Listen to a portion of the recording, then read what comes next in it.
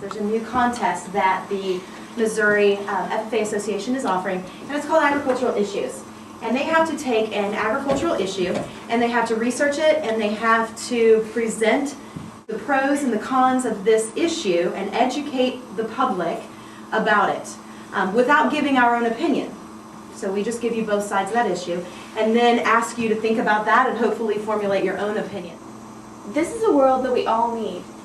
A world that is going to be around for a very long time and is not polluted. We want green trees and clean air. If we want to make this dream into a reality, we have to change. It's obvious that something needs to be done to support the planet that has supported us for millennia. Congress has created the H.R. 2454 Clean Energy and Security Act of 2009, or more commonly known as the Cap and Trade Bill. Cap and Trade is setting a limit on the amount of emissions a company can emit.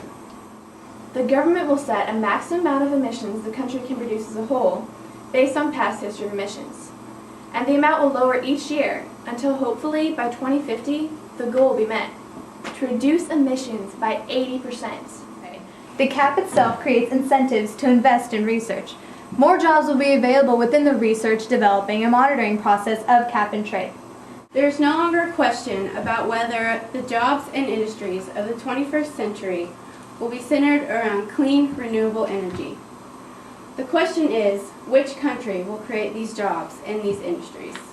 Cap and trade has its pros. It also has its cons, some of which include that it raises prices, it pushes jobs overseas, it hurts agriculture and rural Americans, and it is very vague. Rural Americans spend about 58% more on fuel than urban Americans, but they would have the same emissions cap as those urban Americans, which would not be fair. As far as farmers go, it greatly increases the price of their inputs.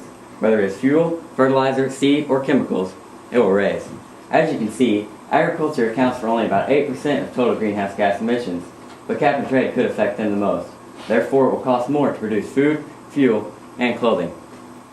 Energy products from gasoline to electricity will also rise due to the cost of production.